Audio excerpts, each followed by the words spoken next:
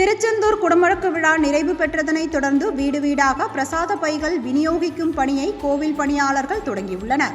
திருச்செந்தூர் சுப்பிரமணிய சுவாமி கோவிலில் 15 ஆண்டுகளுக்கு பிறகு நேற்று முன்தினம் குடமுழக்கு விழா நடைபெற்றது. இதில் லட்சக்கணக்கான பக்தர்கள் கலந்து கொண்டு சுவாமி தரிசனம் செய்தனர்.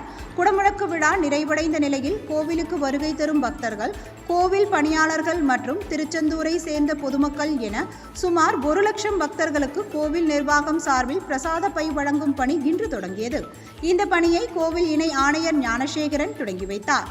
புனித நீர் தீர்த்தம், பழனியிலிருந்து கொண்டுவரப்பட்ட மூலிகை விபூதி, திருச்செந்தூர் முருகன் புகைப்படம், குங்குமம், விபூதி மற்றும் ஒரு லட்டு ஆகியவை இந்த பிரசாத பையில் இருக்கும். மேலும் திருச்செந்தூர் ஊரில் உள்ள 20,000க்கும் மேற்பட்ட வீடுகளுக்கு பிரசாத பைகளை கோவில் பணியாளர்கள் வழங்கி வருகின்றனர். 15 ஆண்டுகளுக்கு பிறகு நடந்த இந்த குடமுழக்கு விழாவின் நிறைவாக பிரசாத பை வழங்கப்பட்டு வருவதால் திருச்செந்தூர் பகுதி மக்கள் மகிழ்ச்சி அடைந்துள்ளனர்.